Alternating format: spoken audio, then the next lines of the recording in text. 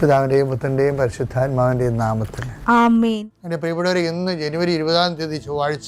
അമ്മേ പരിശുദ്ധ അമ്മേ, അമ്മേ പരിശുദ്ധമേ, ദൈവമാതാവേ, കൃപാസനത്തിലൂടെ ഞങ്ങൾക്കും ഞങ്ങളുടെ ദേശത്തിനും അമ്മ മധ്യസ്ഥം തേടി തന്ന എല്ലാ അനുഗ്രഹങ്ങൾക്കും കൃപകൾക്കും ഞങ്ങളിപ്പോൾ ഹൃദയം നിറഞ്ഞ നന്ദി പറയുന്നു.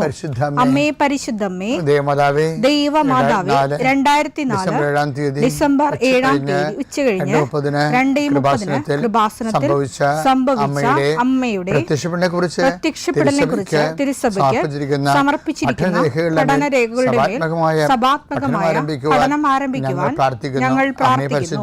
അമ്മേ പരിശുദ്ധമേ, ഭൂസ്വർലോകങ്ങളുടെ രാജ്ഞിയായ അങ്ങേയ്ക്ക് ഭൗമസംരക്ഷണത്തിനായി പ്രപഞ്ചപ്രകൃതിയെ തന്നെ തിരുസഭ പ്രതിഷ്ഠിക്കുവാൻ ഈ പ്രത്യക്ഷീകരണം വഴി ഇടയാക്കണമേ. പരിശുദ്ധമേ, ജപമാല മാതാവേ, സകല കൃപാസനം പ്രാർത്ഥനയോടും ചേർത്ത് ഞങ്ങളിപ്പോൾ പ്രാർത്ഥിക്കുന്ന ഈ കുടുംബത്തിന്റെ പ്രത്യേക നിയോഗം പറ മക്കളെ.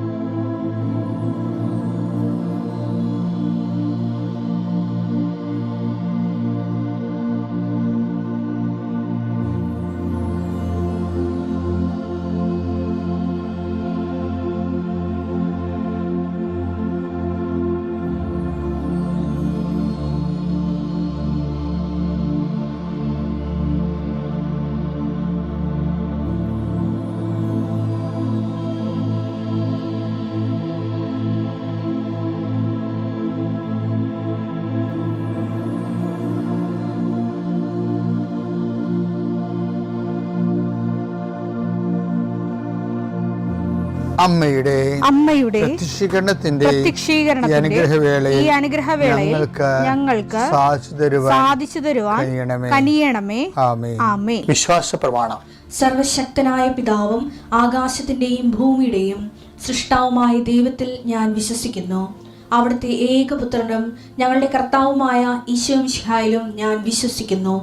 ഈ പുത്രൻ പരിശുദ്ധാത്മാവിനാൽ ഗർഭസ്ഥനായി കന്യകാമറിയത്തിൽ നിന്ന് പിറന്ന് പൊന്തിയോസ് പീലാത്തോസിന്റെ കാലത്ത് പീഡകൾ സഹിച്ച് കുരിശിൽ തറയ്ക്കപ്പെട്ട് മരിച്ച് അടക്കപ്പെട്ട് പാതാളങ്ങളിൽ ഇറങ്ങി മരിച്ചവരുടെ ഇടയിൽ നിന്ന് 3-ാം നാൾ ഉയർത്ത് സ്വർഗത്തിലേക്ക് എഴുന്നള്ളി സർവശക്തിയുള്ള പിതാവായ ദൈവത്തിന്റെ വലതുഭാഗത്തിരിക്കുന്നു. അവിടെ നിന്ന് ജീവിക്കുന്നവരെയും മരിച്ചവരെയും വിധിക്കുവാൻ വരുമെന്നും ഞാൻ വിശ്വസിക്കുന്നു.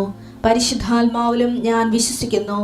വിശുദ്ധ കത്തോലിക്കാ സഭയിലും പുണ്യവാന്മാരുടെ ഐക്യത്തിലും പാപങ്ങളുടെ മോചനത്തിലും ശരീരത്തിന്റെ ഉയർപ്പിലും നിത്യമായ ജീവിതത്തിലും ഞാൻ വിശ്വസിക്കുന്നു. ആമേൻ. സുഖസ്ഥനായ ഞങ്ങളുടെ പിതാവേ, അങ്ങയുടെ നാമം പൂജിതമാകണമേ. അങ്ങയുടെ രാജ്യം വരണമേ. അങ്ങയുടെ തിരുമനസ് സ്വർഗത്തിലെ പോലെ ഭൂമിയിലും ആകണമേ. അന്നു വേണ്ടുന്ന ആഹാരം ഇന്ന് ഞങ്ങൾക്ക് തരണമേ. ഞങ്ങളോട് തെറ്റ് ചെയ്യുന്നവരോട് ഞങ്ങൾ ക്ഷമിക്കുന്നത് പോലെ ഞങ്ങളുടെ തെറ്റുകൾ ഞങ്ങളോടും ക്ഷമിക്കണമേ. ഞങ്ങളെ പ്രലോഭനത്തിൽ ഉൾപ്പെടുത്തരുതേ, തിന്മയിൽ ഞങ്ങൾ രക്ഷിക്കണമേ. ആമേൻ. നന്മ നിറഞ്ഞ മറിയമേ, സ്വസ്തി. കർത്താവ് അങ്ങയുടെ കൂടെ സ്ത്രീകളിൽ അങ്ങ് അനുഗ്രഹിക്കപ്പെട്ടവളാകുന്നു. അങ്ങയുടെ ഉദരത്തിൻ ഫലമായി ഈശോ അനുഗ്രഹിക്കപ്പെട്ടവനാകുന്നു. പരിശുദ്ധ മറിയമേ, തമ്പുരാന്റെ അമ്മേ, പാപികളായ ഞങ്ങൾക്ക് വേണ്ടി ഇപ്പോഴും ഞങ്ങളുടെ മരണസമയത്തും തമ്പുരാനോട് അപേക്ഷിക്കണമേ. ആമേൻ. കർത്താവേ, നിന്റെ ഉന്നതമായ നാമത്തിന് സ്തോത്രം ചെയ്യുന്നു. കർത്താവേ, നിന്റെ വിശുദ്ധ പൗരോഹിത്യത്തെ മഹത്വപ്പെടുത്തണമേ. കർത്താവെ, സഭയിലുള്ള സാന്നിധ്യം പ്രകടമാക്കണമേ. 40 വർഷം ഞാൻ അർപ്പിച്ച കൃപാനയുടെ യോഗ്യതയാൽ കൃപാസ്ഥാനത്താറെ ജീവനോടെ പ്രത്യക്ഷപ്പെട്ട പരിശുദ്ധ അമ്മയുടെ മാധ്യസ്ഥത്തിലെ എൻ്റെ കർത്താവ്, ഇന്ന് ഞങ്ങൾ കണ്ടുമുട്ടുന്ന വ്യക്തികൾ, കർത്താവ്, ഞങ്ങൾ ഇന്ന് സംസാരിക്കുന്ന വ്യക്തികൾ, ഞങ്ങൾ ചില പ്രോജക്റ്റുകൾക്ക് വേണ്ടിയും ചില പോംവഴികൾക്ക് വേണ്ടിയും ജീവിതത്തിലെ ചില പ്രയാസങ്ങൾ, സാമ്പത്തിക വിഷയങ്ങളായാലും മറ്റു വിഷയങ്ങളായാലും മാറുന്നതിന് വേണ്ടി സംസാരിക്കാൻ പോകുന്ന വ്യക്തികളിൽ, നിങ്ങൾ സംസാരിക്കാൻ പോകുന്ന വ്യക്തികളിൽ ഇന്ന് പരിശുദ്ധാത്മ നിറയട്ടെ. സുന്ദരി മാതാവ്, സമയത്തിനധികമായ പരിശുദ്ധ അമ്മ കൃപാസന മാതാവ് ഇന്ന് നിങ്ങളുടെ കൂടെ യാത്രയാവുകയും നിങ്ങളുടെ കൂടെ വരികയും ചെയ്യട്ടെ. നിങ്ങൾക്ക് സംസാരിച്ച് ഒതുക്കാൻ പറ്റാത്ത വിഷയങ്ങൾ, നിങ്ങൾ സംസാരിച്ച ശരിയാകത്തില്ലെന്ന് തോന്നുന്ന സ്ഥലങ്ങളിൽ കർത്താവ് തന്നെ മറുപക്ഷത്ത് നിന്നുകൊണ്ട് നിങ്ങൾക്ക് അനുകൂലമായ ഒരു സാഹചര്യം ഉണ്ടാക്കിത്തരാൻ കർത്താവിൻ്റെ നാമത്തിൽ ഞാൻ നിങ്ങളെ ആശീർവദിക്കുന്നു. പിതാപുത്രനും പരിശുദ്ധാത്മാശ്വരത്തിൽ നീക്കാം. പ്രിയപ്പെട്ടവരെ, ഈ ബൈബിളിലെ വചനങ്ങളില്ലേ, അതിൻ്റെ ആശയങ്ങൾ എന്ന് പറയുന്നത് ഒരു പ്രക്രിയയും പരിണാമവുമാണ് ശരിക്കും. അപ്പോൾ നമുക്ക് ഏതെങ്കിലും ഒരു വചനം എടുത്തിട്ട് അത് ചുട്ടൂരമായിട്ട് പറയാൻ പറ്റത്തില്ല. ഇപ്പോൾ ഉദാഹരണത്തിന് പാപം നിയമലംഘനമാണ്. ഓക്കെ, അപ്പോൾ നമുക്ക് അതൊരു അടിത്തറയായിട്ട് എടുക്കാൻ പറ്റുക? അടിത്തറയല്ല, അതിനും താഴെ അടിത്തറയുണ്ട്. അതാണ് അതിൻ്റെ റൂട്ടായിട്ടുള്ള, അതായത് അടിസ്ഥാന ശിലകളെന്ന് പറയണത്, വചനത്തിൻ്റെ അടിസ്ഥാന ശിലകൾ. അത് ചിലപ്പോൾ ഒരു അപ്പോസ്തലന്മാർ ഒരു അപ്പോസ്തലൻ പറഞ്ഞത് അത് പൂരിപ്പിക്കപ്പെടുന്നത് വേറൊരു അപ്പോസ്തലൻ്റെ വചനങ്ങളിലൂടെ ആകും. അങ്ങനെ എല്ലാം അങ്ങനെയാണെന്ന് പറയുകയല്ല, നമ്മളിങ്ങനെ ഫലത്തിൽ അങ്ങനെ കണ്ടുവരുന്നുണ്ട്. ഉദാഹരണത്തിന് ഇപ്പം പാപം നിയമലംഘനമാണ്. 1 യോഹന്നാൻ 3:4 പാപം ചെയ്യുന്നവൻ നിയമം ലംഘിക്കുന്നു. പാപം നിയമലംഘനമാണ്. അപ്പോൾ പാപം നമുക്ക് ബേസിക്കായിട്ട് ഇതിപ്പോൾ ഒത്തിരി മേഖലകളിൽ ഈ വിഷയം ടോക്കായിട്ടുണ്ട്. ആൾക്കാർ ബൈബിൾ പ്രഘോഷകർ ഈ വിഷയം കോട്ട് ചെയ്യും. പക്ഷെ വേറൊരു ചോദ്യം വരണതേ, എന്തുകൊണ്ടാണ് നിയമം ലംഘിക്കുന്നത്? ആരുടെ നിയമമാണ് ലംഘിക്കുന്നത്? ആരുടെ നിയമമാണ് ലംഘിക്കുന്നത്? ദൈവത്തിൻ്റെ നിയമങ്ങളാണ് ലംഘിക്കുന്നത്. എന്തുകൊണ്ടാണ് ദൈവത്തിൻ്റെ നിയമങ്ങൾ ലംഘിക്കുന്നത്? അതിനൊറ്റ കാരണമേ ഉള്ളൂ, ദൈവത്തെ അംഗീകരിക്കുന്നത് പോരായ്മയെ കരുതണമുണ്ടാണ്. റോമ 1:28. അപ്പൊ റോമ 1:28 ദൈവത്തെ അംഗീകരിക്കുന്നത് പോരായ്മയായി അവർ കരുതിയത് നിമിത്തം അധമ വികാരത്തിനും, അത് പിന്നെ അധവികാരങ്ങൾക്കും അനുചിത പ്രവർത്തികൾക്കും അത് പാപത്തിലേക്ക് വിട്ടുകൊടുത്തെന്നാണ് പറയണം.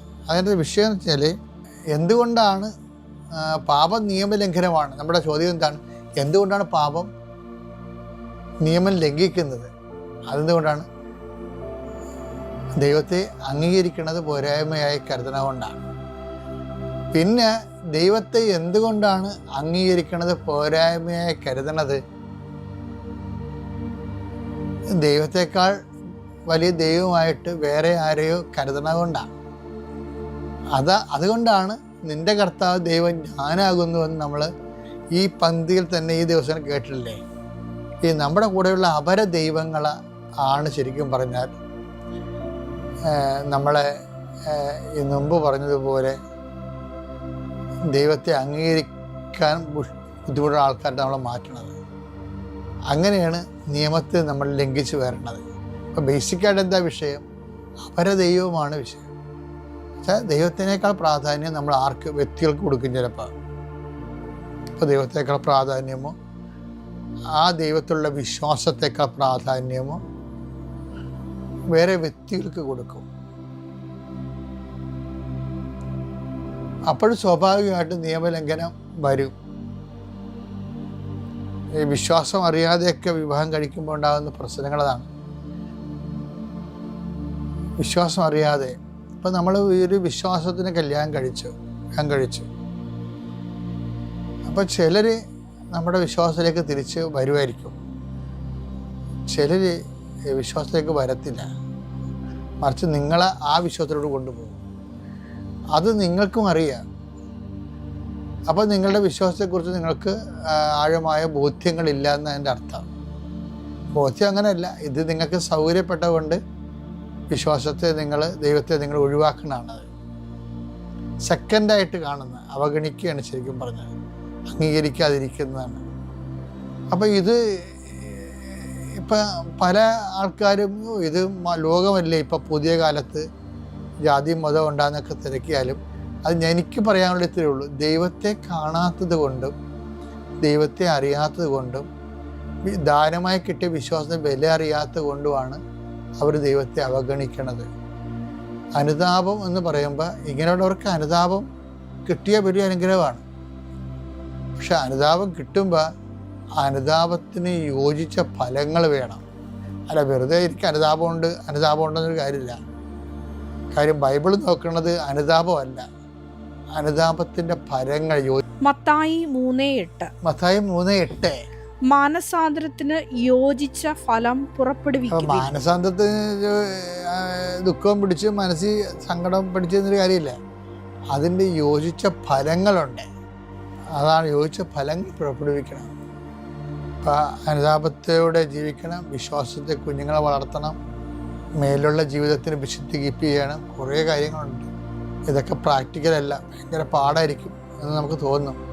പക്ഷേ നിങ്ങളൊന്ന് ചിന്തിച്ച് നോക്കിയേ, അപ്പനോ അമ്മയോ വിശ്വാസത്തിൽ ലൂസായിട്ട് വീട്ടിൽ സംസാരിച്ചിട്ടുള്ളവരാണ് അവരുടെ മക്കളാണ് വിശ്വാസം നഷ്ടപ്പെടുത്തുന്നത്. പിന്നെ വേറെ ചില ആൾക്കാർ വിശ്വാസം തരും, അതായത് കുഞ്ഞുങ്ങൾക്ക് താറോവായിട്ട് അവർക്ക് വിശ്വാസം ഭാരമായിട്ട് കുഞ്ഞുനാളിൽ തന്നെ പ്രാർത്ഥനകളുടെ എണ്ണവും തീഷ്ണതയും കൂട്ടുന്ന ആൾക്കാരുണ്ട്. അപ്പോൾ ചില കുഞ്ഞുങ്ങൾക്ക് അതുമായിട്ട് യോജിക്കാൻ പറ്റാതിരുമ്പോൾ അവർ മനസ്സുകൊണ്ട് വിശ്വാസത്തെ എതിർക്കും. കാരണം വിശ്വാസം ജീവിക്കുക എന്ന് പറഞ്ഞാൽ ചാലഞ്ച് അല്ലേ, റിസ്ക് അല്ലേ. മിഠായി തിരണ പോലെയും മദ്യം അടിക്കണ പോലെയൊന്നും അല്ലല്ലോ. അതിനെൻ്റെ റിസ്ക് ഉണ്ട്, ജീവിത രീതികളുണ്ട്. അതിൽ നിന്ന് ചാടി പുറത്ത് വീഴാൻ എല്ലാവർക്കും തോന്നും. ക്ലാസ് ഇല്ലാത്തപ്പോൾ ചില ദിവസങ്ങൾ ഇൻ്റർവെല്ലിനെ കഴിഞ്ഞ് ക്ലാസ് ഇല്ലെന്ന് പറയത്തില്ല. ഈ ടൈമിന് അടുത്ത പീരീഡ് ഇല്ലെന്ന് പറഞ്ഞുകൊണ്ട് പറയുമ്പോൾ പിള്ളേർ എന്ത് ആഹ്ലാദത്തോടെയാണ് ചാടിപ്പുറത്ത് വീഴുന്നത്. അപ്പോൾ ക്ലാസ് ഇരിക്കുന്നതിനേക്കാളും നല്ലത് കളിച്ച് നടക്കുന്നതാണ്. അത് തന്നെയാണ് ഇവിടെ സംഭവിക്കുന്നത്. വിശ്വാസത്തിൽ ജീവിക്കുന്നതിന് അതിൻ്റെതായിട്ടുള്ള കുറച്ച് പേയ്മെൻറ്റ്സുകളുണ്ട്. പക്ഷെ നമ്മൾ ഒരിക്കലത് കൊടുക്കാൻ തീരുമാനിച്ച് നമ്മൾ വിശ്വാസത്തിന് പേയ്മെൻറ്റ് കൊടുക്കുന്നവരാണ്, അതനുസരിച്ച് ജീവിക്കുന്നവരാണെന്ന് സമൂഹത്തിനല്ല മനസ്സിലാകേണ്ടത്. എല്ലാവരും കുടുംബക്കാരെ ബോധിപ്പിക്കാൻ വേണ്ടിയാണ് ചിലരൊക്കെ പള്ളിയിലൊക്കെ പോണതും കുമ്പസാരിക്കണൊക്കെ വരെ എന്തിനാണ്? അപ്പനെയും അമ്മനെയും ബോധിപ്പിക്കാനും. അപ്പനമ്മയുടെ കാലം കഴിയുമ്പോൾ അവർ സ്വന്തം സ്വഭാവം കാണിക്കും. അപ്പം അതുകൊണ്ട് അതല്ല ശരിക്കും വിശ്വാസത്തിൽ ജീവിതം എളുപ്പമാകുന്ന ഒരു സൂപ്പർ പണിയുണ്ട്. അത് വെച്ച് കഴിഞ്ഞാൽ വിശ്വാസ ജീവിതം എളുപ്പമാകാനുള്ള മാർഗം ഈ നാട്ടുകാരെയും വീട്ടുകാരെയും ബോധിപ്പിക്കുന്നതിനേക്കാൾ ഉപരി നമ്മൾ വിശ്വാസിയാണ് ജീവിക്കണമെന്ന് ദൈവത്തെ ബോധിപ്പിച്ചാൽ മതി. അപ്പോൾ എന്താ സംഭവിക്കുന്നത്? ദൈവസഹായം വരും. നമുക്ക് ദൈവസഹായം കിട്ടാൻ എല്ലാ കാര്യങ്ങൾക്കും ദൈവസഹായം കിട്ടണമെന്ന് ഇല്ലാതെ ജീവിക്കാൻ പറ്റിയിടുന്ന് കണ്ടുപിടിച്ചതും അത് നമ്മളോട് പറഞ്ഞു തന്ന ഈശോയാണ്.